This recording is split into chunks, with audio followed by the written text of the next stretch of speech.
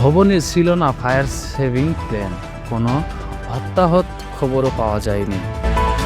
রাজধানীর হাজারীবাগ বাজারে একটি ন্যাটারি গোডানে লাগা আগুন ফায়ার সার্ভিসের 12টি ইউনিটের 3 ঘন্টায় চেষ্টায় নিয়ন্ত্রণে এসেছে। তবে ভবনটির ফায়ার সেফটি প্ল্যান ছিল না বলে জানিয়েছেন ফায়ার সার্ভিস কর্তৃপক্ষ থেকে। তিনি আরও বলেন, আগুন নিয়ন্ত্রণে আনতে সময় লেগেছে 3 ঘন্টা। আমাদের সক্ষমতার পুরোপুরি কাজে লাগানো যায়নি। পানির সংকেত, ভেতর দাহ বস্তু, উৎসুক জনতার ভিড় ও সরু রাস্তার কারণে ফায়ার সার্ভিসের সক্ষমতা কাজে লাগানো যায়নি বলে ধারণা করা হয়েছে।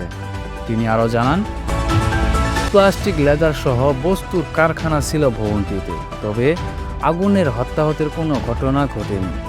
ভবনের ফায়ার সেফটি প্ল্যান ছিল না বলে জানিয়েছেন এ কর্মকর্তা। ফায়ার সার্ভিসের পক্ষ থেকে কয়েকবার নোটিশ দেওয়া হয়েছিল। ততক্ষণে ভবনের আগুন 5 ও 6 ছাদতলায় ছড়িয়ে পড়েছিল। প্রায় 3.5 ঘন্টা পর রাজধানীর হাজিরবাগ বাজারে ফিনিক্স লেদারের গ্রাউন্ডে লাগা আগুন নিয়ন্ত্রণে নিয়ে এসেছে fire service and civil defence. তাদের 11 ইউনিট চেষ্টার আগুন নিয়ন্ত্রণে এসেছে।